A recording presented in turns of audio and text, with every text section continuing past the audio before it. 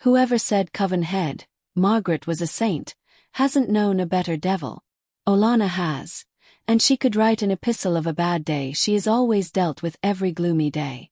Today was one of them. The air in the kitchen was always thick with the cloying scent of simmering mandrake root and bitter resentment. Olana scrubbed the stone floor, her raw knuckles burning with every circle of the brush. The coarse hemp of her long sleeves chafed against the fresh, shimmering burn on her forearm, a parting gift from Glinda's latest telekinesis practice. The mark, like all the others, would fade to a silvery scar, another secret to hide beneath layers of fabric in the sweltering heat. Olana, you sluggish creature. My tea is getting cold. Margaret's voice, like grinding stones, echoed from the parlor. Olana flinched, her heart a frantic bird in a cage of bone. She was nothing here, less than nothing. A slave with a witch's blood but no magic, a living tool for the Coven Head and her vicious daughter. Her only inheritance was a small, leather-bound book hidden beneath a loose floorboard in her closet-sized room, and the faint, fading memory of her mother's smile. Later that evening, as Olana was clearing the dinner plates, a commotion erupted at the front gate. A messenger on a spectral steed, his robes emblazoned with the crest of the Coven secretary, delivered a scroll sealed with gleaming amethyst wax. Margaret broke the seal, her eyes scanning the proclamation before a greedy smile spread across her face. Glinda, my darling, come here. Glinda floated down the staircase, preening. What is it, mother? A contest, Margaret announced, her voice ringing with triumph. The Wizard Supreme is seeking the next Magic Mage. The winner will be granted the title, a seat on the High Council, and, she paused for dramatic effect, will be wed to his son Gerald. Glinda's eyes lit with avaricious fire. The son of the Wizard Supreme. Oh mother, I must enter. I will be the next mage. Olana's breath hitched.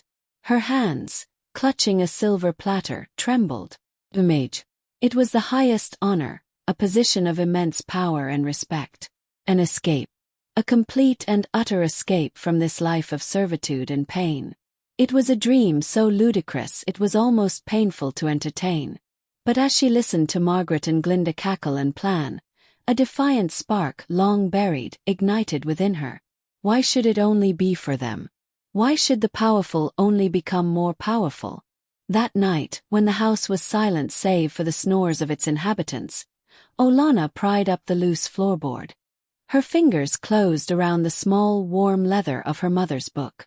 For my Olana, whose magic will bloom in its own time, the inscription read. She had always thought it a mother's desperate hope. Now she clung to it as a lifeline. She crept out into the moon-drenched forest behind the estate, her heart hammering against her ribs. In a small, hidden clearing, she opened the book.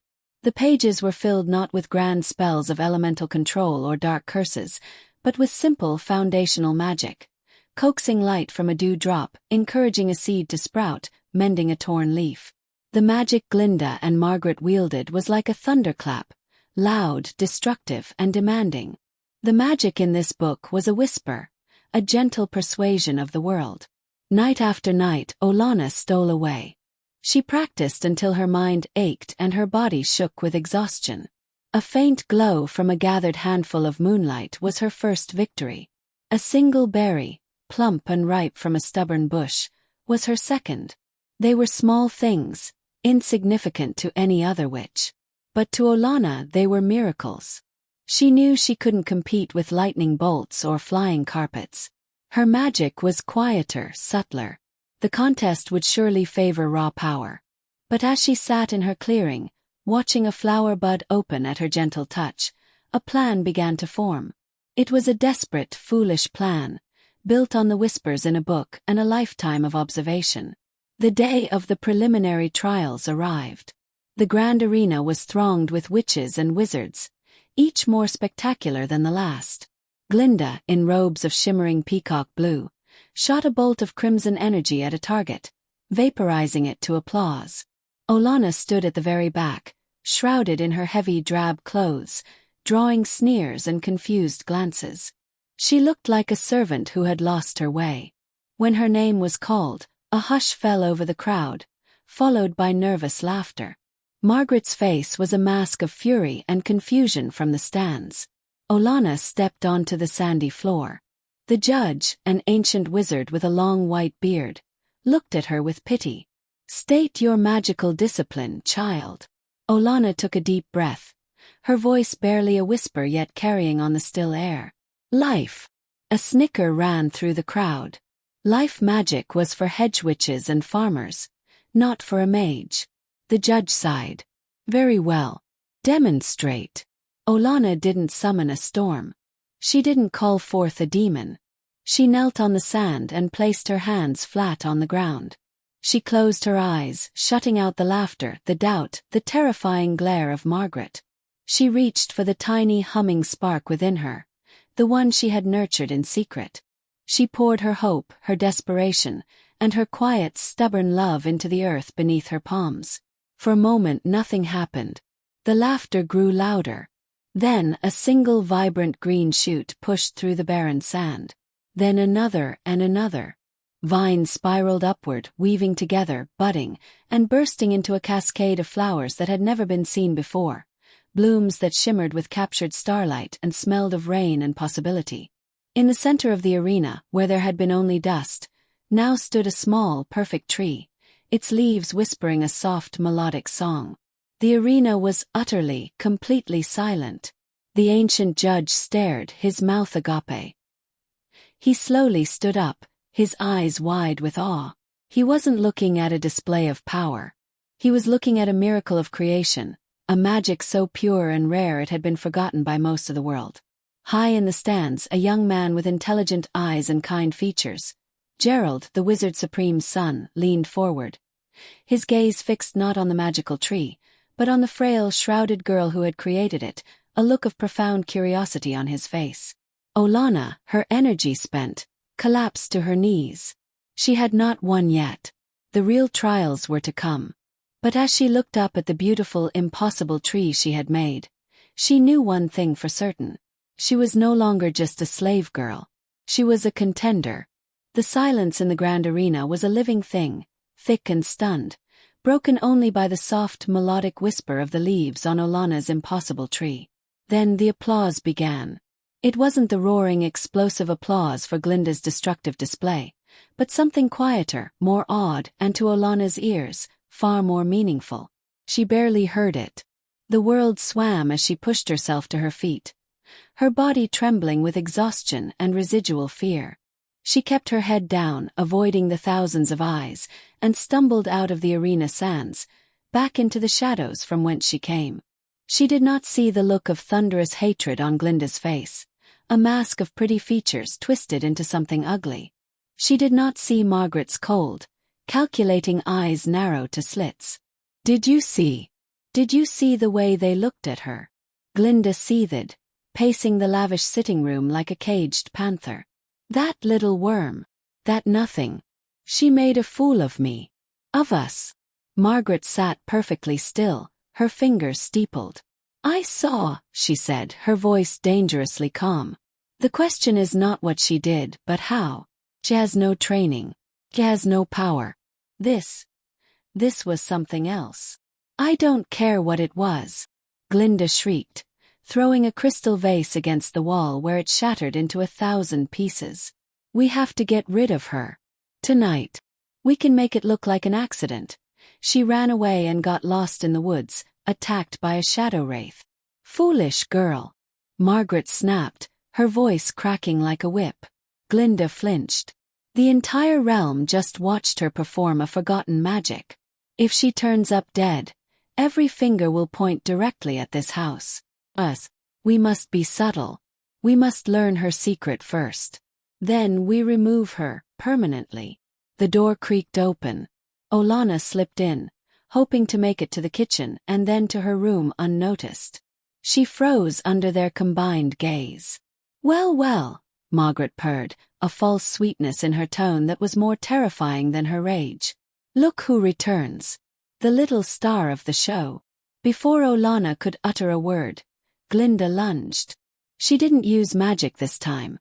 Her hand, sharp and manicured, struck Olana across the face. The sound echoed in the quiet room.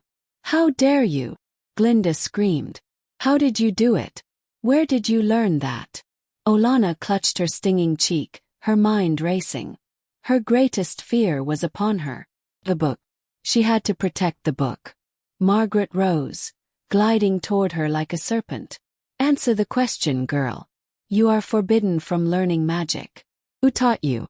Was it someone in this coven? Are you a spy?" Tears of pain and panic welled in Olana's eyes. A lie, she needed a lie they might believe. "And no one taught me," she stammered. "I eavesdrop on you, Head Margaret, during your training hours in the conservatory. I listen at the window. I must have picked it up." The lie was flimsy. Margaret's magic was harsh, demanding, nothing like the gentle creation Olana had wrought. Margaret's eyes bored into her, seeing the deception. But Olana held her gaze, pouring every ounce of feigned desperation into it, praying the lie about eavesdropping was more palatable than the truth of her mother's gift. A long, tense silence stretched. Finally, Margaret's lips curled into a thin smile. "Eavesdropping. Missy. Clever little mouse. Very well. To your chores. And if I catch you listening again, the consequences will be far more severe than a slap." Olana didn't need to be told twice. She fled, her heart hammering, the taste of blood in her mouth from her split lip. She knew Margaret didn't believe her. It was a stay of execution, nothing more. That night, driven by a desperate need to feel the comforting weight of the book and to practice, to get stronger, Olana crept out again. The encounter had left her shaken, but the ember of hope still glowed. She had to try. In her hidden clearing, she drew the precious book from its hiding place within her clothes. She opened it to a simple spell for guidance, a charm to help a lost creature find its way home. She needed its message of hope. She began to chant, her voice a soft whisper in the dark, her fingers tracing the symbols on the page. Twigs snapped. Olana's head jerked up. From the inky shadows between the trees, two figures emerged. Margaret and Glinda. They had followed her. Eavesdropping, was it? Margaret's voice was a silken threat. Panic seized Olana. She clutched the book to her chest. "No, please." Glinda was faster. She didn't bother with a spell. She simply lunged and snatched the small book from Olana's grip, laughing cruelly. "You lying little cheat. You had a grimoire. Give it back." Olana begged, her voice breaking. "Please, it's all I have left of my mother. It's all I have." Margaret took the book from her daughter. She didn't even open it. She simply held it in her palm and smiled a cold, victorious smile. A witch's tool in the hands of a slave. A perversion. A ball of sickly, green magical fire erupted from Margaret's other hand and engulfed the small leather-bound book. "No!" Olana's scream was a raw, gut-wrenching thing of pure agony. She watched, helpless, as the flames consumed the pages. The careful script, her mother's loving inscription, the gentle magic that had been her salvation, all of it blackened, curled, and turned to ash. Margaret let the remnants fall to the forest floor, a small pile of black flakes. Olana crumpled, her body racked with sobs, the world reduced to the ashes of her hope. Glinda stepped forward and spat on her. "That's what you get for lying to us." Margaret looked down at her, not with anger, but with cold, final satisfaction. "You brought this upon yourself. Remember your place. You have nothing now." They turned and disappeared into the woods, leaving Olana alone in the dark, surrounded by the faint, bitter smell of smoke and the crushing weight of despair. Her only escape had just been burned to nothing. The day everyone was expecting finally came. The grand arena was a cauldron of noise and color. Banners from a dozen covens snapped in the breeze, each bearing symbols of storm, flame, and beast. The air crackled with raw magical energy and the excited chatter of hundreds of onlookers. For most, it was a festival. For Olana, standing at the very edge of the contestants' platform, it was a waking nightmare. She kept to the shadows, her body still aching from the previous night's confrontation. The memory of her mother's book turning to ash was a fresh wound, a hollow emptiness in her chest where hope used to reside. She felt naked without it, vulnerable. All she had left were the spells she had memorized, the gentle whispers of magic now etched only in her mind. On the opposite side of the platform, Glinda preened, surrounded by a cluster of fawning witches from their coven. She shot a venomous look towards Olana, her eyes promising retribution for her own humiliation. High in the opulent viewing box sat the Wizard Supreme, a man with a long white beard and eyes that held the weight of centuries. Beside him was his son, Gerald. Olana noticed, with a sinking feeling, that his gaze was not on the arena or the other contestants. It was fixed, with intense, unreadable interest, on Glinda. The coven secretary, a severe woman with a voice magically amplified, stepped onto the center stage. Silence fell. "Contestants, welcome to the trials for the next Magic Mage," she announced. "The rules are simple. You will be randomly paired. The goal is to force your opponent to yield. There will be no killing. There will be no spells cast with malicious intent to permanently harm. Victory is achieved by skill, control, and fair combat. Let the first match begin." The crowd roared. Up in the box, the Wizard Supreme leaned towards his son. "So, Gerald, who does your bet lie with? The flashy one from the Storm Coven?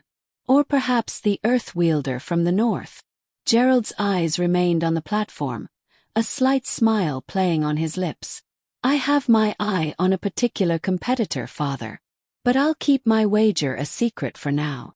The first pairings flashed in the air above the arena in letters of fire.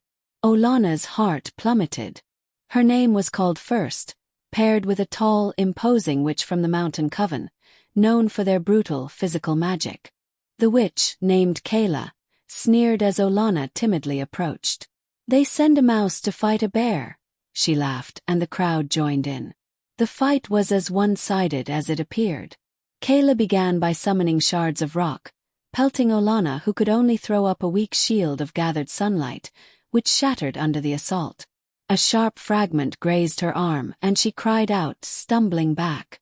Another volley caught her leg, and she fell to the sand, pain shooting up her side. The crowd booed. They wanted a spectacle, not a slaughter. Kayla loomed over her. "Yield, little mouse, before I accidentally break you." Despair threatened to consume Olana.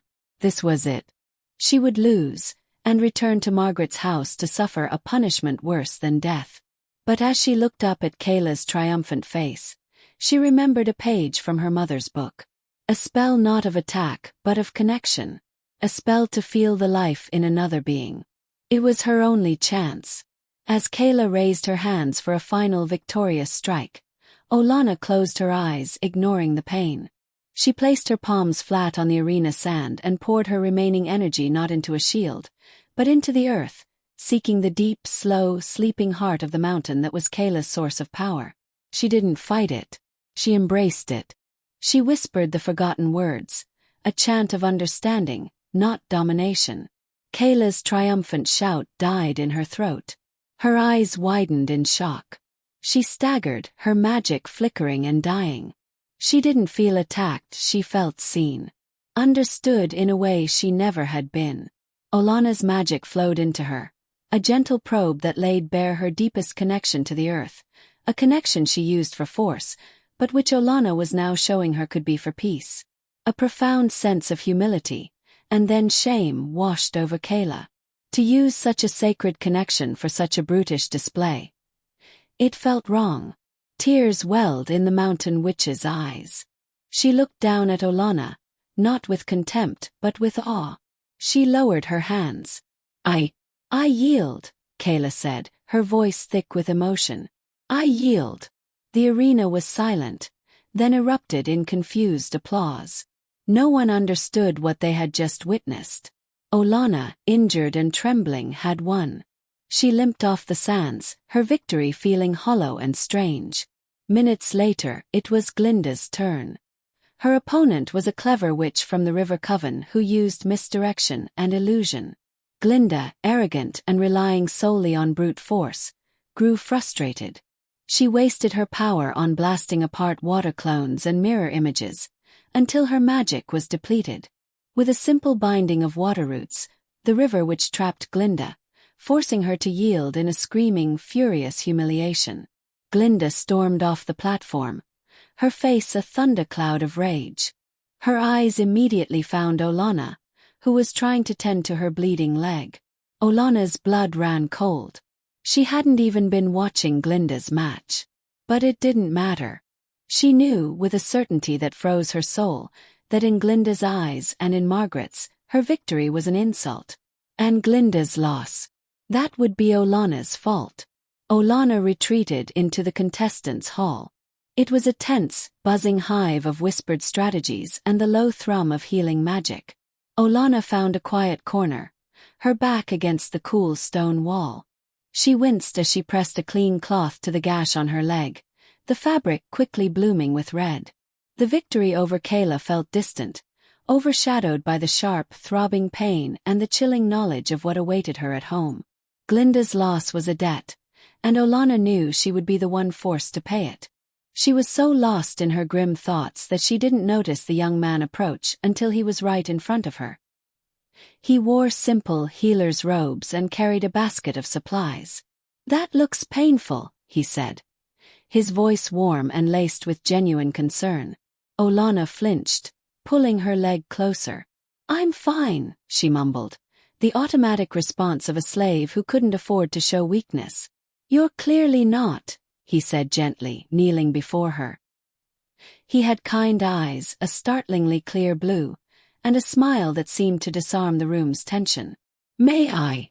Before she could protest, he was carefully moving her hand and the bloodied cloth aside. His touch was expert and surprisingly gentle. He cleaned the wound with a damp cloth that smelled of mint and something magical, the pain immediately receding to a dull ache. "You're the one who beat Kayla of the mountain," he said, not looking up from his work as he applied a sweet-smelling salve. "That was incredible. No one has ever done that before." Olana stared at him. He wasn't sneering or looking at her with pity or suspicion. He looked impressed. A strange, foreign feeling bubbled up in her chest, and before she could stop it, a soft, genuine laugh escaped her lips. It was the first real laugh she'd had in years. The sound seemed to startle both of them. She winced immediately as the laugh jostled the bruised ribs she'd gotten from her fall. "Ah, careful," he said, his smile turning sympathetic. He instinctively reached a hand toward her side, where she had just placed her own to steady herself. Their hands met. His fingers were warm and steady over hers. Time seemed to stretch and slow. Olana's gaze lifted from their joined hands to his face. He was looking at her with an intensity that made her breath catch. He wasn't just a medic. There was a depth, an intelligence in his eyes that spoke of power and kindness held in careful balance. The noise of the hall faded into a distant hum. The spell was broken by the sharp clang of the arena bell, echoing through the hall. The announcer's magically amplified voice followed. "Contestants for the next match, prepare yourselves. Olana of the Shadowglen Coven, please report to the sands." Olana jerked her hand away as if burned. I have to go," she stammered, her face flushing. She moved to stand, but he caught her hand again, pulling her back gently. For a moment she thought he would say something. Instead he leaned forward. His kiss was soft, a mere brush of his lips against hers. It was over in a heartbeat, but it sent a shockwave through her entire system. A flock of butterflies erupted in her stomach, and her head spun, making the pain in her leg and ribs vanish entirely. He pulled back, his own cheeks slightly flushed. "For luck," he whispered. Olana could only nod, utterly speechless. She turned and hurried toward the arena entrance, her heart hammering a wild, joyful, terrified rhythm against her ribs. She didn't see the figure lurking behind a stone pillar, having witnessed the entire exchange. Glinda's face was a frozen mask of pure, undiluted hatred. She had seen the medic's robes, but she had also seen past them. She recognized the set of his shoulders, the line of his jaw, the way he carried himself even in disguise. That was no mere healer. That was Gerald, the Wizard Supreme's son. And he had just kissed Olana, a slave. Cheat. The reason for her own humiliation. As Olana disappeared into the tunnel leading to the sands, Glinda stepped out from the shadows, her hands clenched into white-knuckled fists. The bruise on her side from her loss was nothing compared to the new, searing brand of jealousy burning in her heart. Her hatred for Olana, already a raging fire, now tripled, fueled by a possessive, furious desire for the prince who had chosen to bestow his favor on a worm. Olana just had to deal with the toughest. Is it fate testing her strength? The final blast of wind from her opponent sent Olana skidding across the arena sands, a fresh, searing pain exploding in her side. She'd won. Again. By the thinnest of margins, using a forgotten charm to soothe the raging air elemental she'd faced into a gentle breeze, convincing it to yield. But the cost was high. A shard of magically hardened ice had found its mark, and a deep, unnatural cold was seeping from the wound, leaching the strength from her limbs.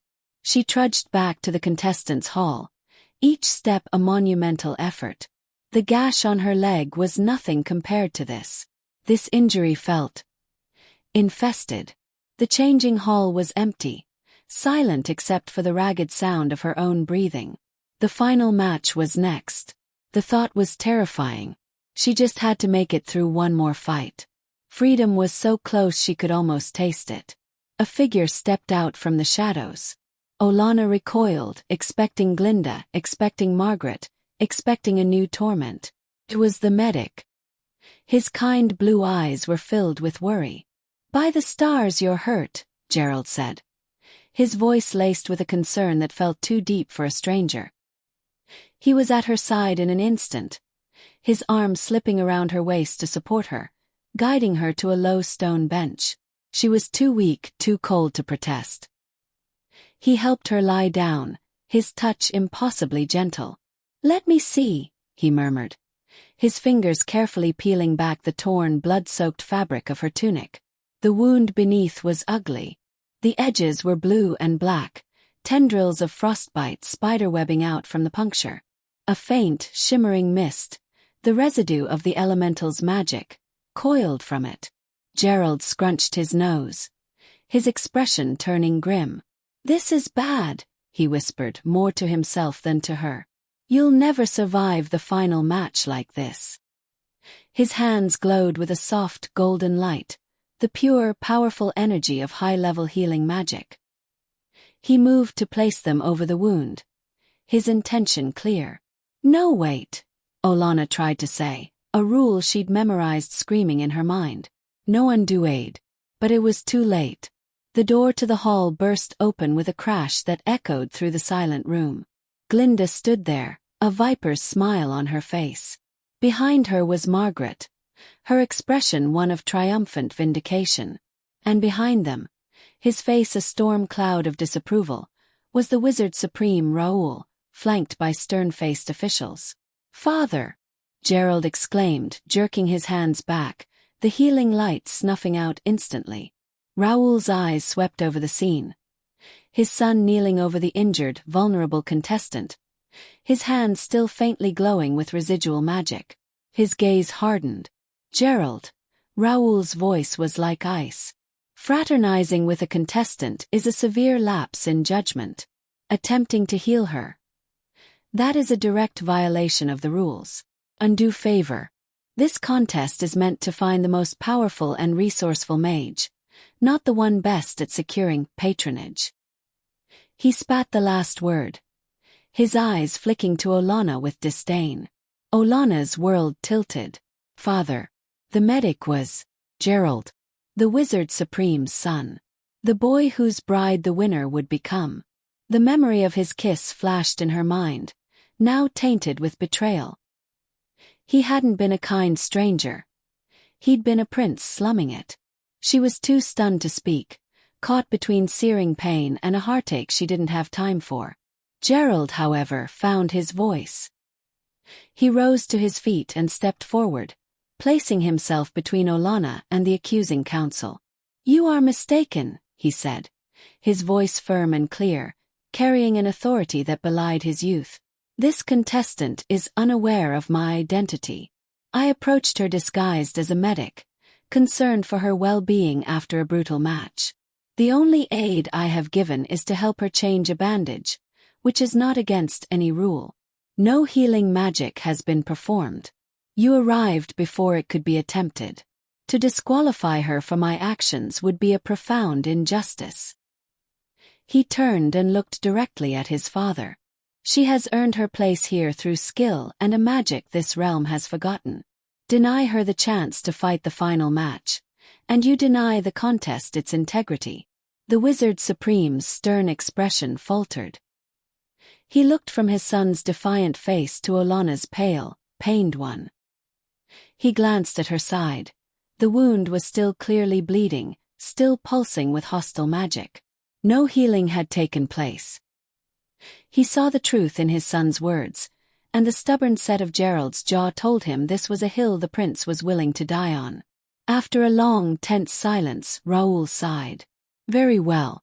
The contestant may proceed. Gerald, you will return to the viewing box. Now." Margaret and Glinda's faces fell, their triumph turning to ash. They shot Olana looks of pure venom before turning and sweeping out with the officials. As the door closed, leaving them alone for a fleeting moment, the dam holding Olana's emotions broke. The moment the door clicked shut, Olana moved. Pain forgotten, fury lending her strength. Her hand snapped out and connected with Gerald's cheek in a sharp, stinging slap. The sound echoed in the silent hall. "You lied to me," she hissed, her voice trembling with a mixture of hurt and rage. "Was this a game to you? A diversion before you're wed to the real winner?" Gerald didn't flinch. He brought a hand to his reddening cheek. His eyes filled not with anger, but with remorse. "I am sorry I wasn't truthful," he said, his voice low and earnest. "I wanted to know the real you, not the version who would see me only as a prize or a path to power. I couldn't bear the thought of you being hurt, and I didn't lie about everything." He took a step closer, his intense blue eyes holding hers captive. "I told you I had my eye on a particular competitor. From the moment you grew that tree from dust, I haven't been able to look away. I've loved you from that very first moment." Before she could process his words, before she could summon another ounce of anger, he closed the distance between them. He cupped her face, his thumb gently stroking the skin where he'd been struck, and kissed her. This kiss was nothing like the first. It wasn't a soft brush for luck. It was deep, passionate, and full of a desperate, aching sincerity that poured every unspoken word into her. It was an apology, a confession, and a promise, all at once. When he pulled away, Olana was breathless, her mind reeling, her heart a chaotic drum against her ribs. "Now go," he whispered, his forehead resting against hers. "Win your freedom. I'll be watching." He turned and left, leaving her alone in the hall, her body throbbing with pain, her lips still burning from his kiss, and the final match of her life waiting. The host's call reeled her back to reality. She jugged into the open, waving to the crowd like she didn't just get her lips seared. The arena sands felt like shifting ice beneath Olana's feet. Across from her stood her final opponent, Briar, a warrior witch from the Granite Spire coven. She was nearly 7 feet of solid muscle, her skin etched with tattoos that glowed with the heat of the earth's core. A master of fire and earth, she was everything Olana was not: powerful, imposing, and utterly merciless. Before the match, in the shadowy tunnel, Margaret had found Briar. The transaction was quick, cold, and final. A heavy purse of gold changed hands, and a single hissed command: "Make it look like an accident." Briar had smiled. The money was a fortune. The glory of being mage would be eternal. And the prize of Gerald. That was a fantasy she was more than willing to kill for. The fight began, and it was a massacre in slow motion. Briar didn't just attack. She systematically dismantled Olana. She capitalized on the frozen wound in Olana's side, sending concussive waves of earth magic through the ground that jolted the injury with agonizing precision. Each strike sapped more of Olana's strength, the cold from the wound spreading, making her movements sluggish. Olana fought with everything she had left, summoning shields of light, urging vines to trip the giantess, but it was like throwing pebbles at a mountain. Briar batted her spells aside with walls of stone and fists of flame. "Just give up, little mouse," Briar taunted, her voice a low rumble. "You don't belong here." With a final, contemptuous gesture, Briar summoned a ball of fire so intense it turned white-hot. She didn't aim to maim. She aimed to exterminate. The fireball shot across the arena. Olana tried to raise a shield, but the cold in her side seized her muscles. The world exploded in heat and pain, and then nothing. She awoke in a place of soft, silver light. The pain was gone. The air hummed with a gentle, familiar magic. And standing before her was a woman with kind eyes and a smile that lived in Olana's deepest, most cherished memories. "Mother!" Olana's voice was a broken whisper. Her mother opened her arms, and Olana fell into them, sobbing uncontrollably. The tears she had held back for a decade poured out. "Take me with you," she begged, her voice muffled against her mother's shoulder. "Please don't make me go back. It's too hard. You left me all alone in that cold, heartless world. Why did you leave me?" Her mother held her tighter, stroking her hair. "Oh, my darling girl. I did not wish to go. It is the wish of the gods, and I have no power over fate." She pulled back, cupping Olana's face. Her touch was both there and not, a sensation of pure love. Every scar, every tear, every moment of despair. It was all ordained, forged in the fire of suffering to make you stronger for the destiny that awaits you. Olana looked up, her vision blurred by tears. What destiny? Her mother's form began to fade, becoming one with the silver light. She leaned forward and placed a ghost of a kiss on Olana's forehead. Felt like warmth, like courage, like power. "You will know when the time is right." Then she was gone. Back in the arena, Briar stood over Olana's still, smoking body, ready to be declared the winner by default. A gasp rippled through the crowd. Olana's eyes snapped open. But they were no longer their usual soft brown. They glowed with the fierce, untamed green of deep forests and ancient earth. A blast of pure energy erupted from her body, throwing Briar backwards as if she were a doll. Olana rose, not with effort, but with an ethereal grace, levitating slowly into the air. The frozen wound in her side knit itself together, the hostile magic purged by the power now coursing through her. She raised her hands, and a whirlwind of impossible strength shrieked to life around her, a protective, impenetrable dome of air. Briar roared, hurling boulders and jets of magma. They disintegrated against the swirling winds. Olana's glowing eyes fixed on the ground. She whispered a single word, a word of creation and command. The arena stones split apart as thick, powerful vines, thick as tree trunks and studded with thorns, erupted from the earth. They coiled around Briar's legs, her arms, her torso, squeezing with the relentless pressure of the planet itself. Briar screamed, not in anger, but in genuine, unbearable pain. The vines tightened, and the mighty witch, who had never known defeat, tapped the ground frantically with her free hand. "I yield! I yield!" The whirlwind vanished. Olana descended gently to the sand, the green light fading from her eyes, leaving her weak, pale, and barely standing. The arena was silent for a beat, then erupted into deafening, disbelieving cheers. The coven secretary stepped forward, her voice magically amplified. "The winner and our new magic mage is Olana of the Shadowglen Coven." It was over. She had won. Freedom. Safety. New life. As the crowd roared its approval, as Olana allowed herself a single shuddering breath of relief, Briar's face twisted into a mask of feral rage. The humiliation, the loss of the money, the glory, the prince, it was too much. With a snarl of pure hatred, she ripped a hidden dagger from her boot. While all eyes were on the victorious Olana, she lunged. The blade plunged deep into Olana's back. Olana's eyes went wide with shock, a soft cry escaping her lips as she crumpled to the sand. Chaos erupted. The coven's secretary shrieked, unleashing a binding spell that slammed Briar to the ground, pinning her. But the first to reach Olana was Gerald. He didn't use the stairs. He leaped from the high viewing box, a golden aura breaking his fall as he landed on the sands and sprinted to her side. He gathered her bleeding form into his arms, his face a portrait of terror and fury. "Olana, look at me.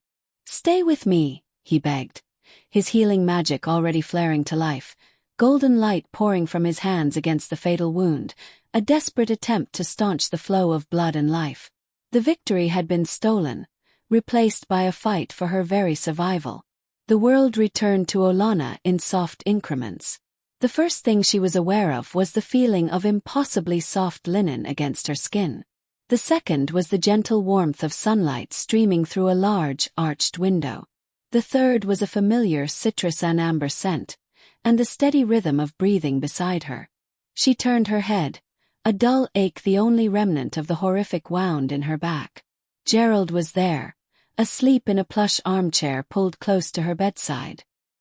His hand was wrapped around hers, his brow furrowed even in sleep, as if worried she might vanish.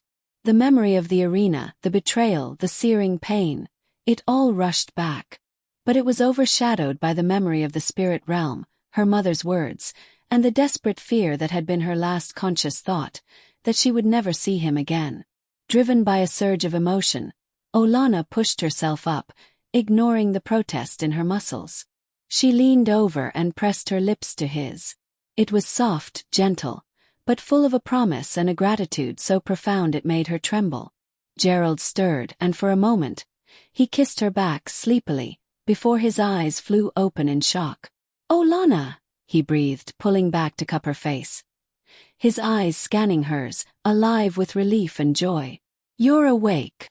A small, discreet cough came from the doorway. Olana jumped back, her face flushing a deep crimson. The Wizard Supreme, Raoul, stood there, a faint, amused smile playing on his lips. The coven secretary stood just behind him, her usual severe expression softened. "It seems the patient has made a remarkable recovery," Raoul said, his voice warmer than she had ever heard it. I feel well, Your Eminence," Olana stammered, smoothing down the covers, utterly mortified. The host stepped forward. "The realm is buzzing with tales of your victory, Magic Mage Olana." It was a display of true power and spirit. They exchanged a few more pleasantries, asking after her health, assuring her all was well. But Olana's eyes kept darting to the doorway, a knot of anxiety forming in her stomach. Where are Head Margaret and Glinda?" she asked quietly, the old fear a cold habit she couldn't quite break. Gerald's hand found hers again, his grip firm and reassuring. "They are gone," he said, his voice hard. "After their attempted sabotage and Briar's confession that Margaret paid her to kill you, they were deemed a threat to the Magic Mage and her betrothed. They have been stripped of their titles and banished from the coven lands forever." Olana's eyes widened. Her betrothed. The realization of what she had won, of what it all meant, finally dawned on her. She was free. Truly, completely free.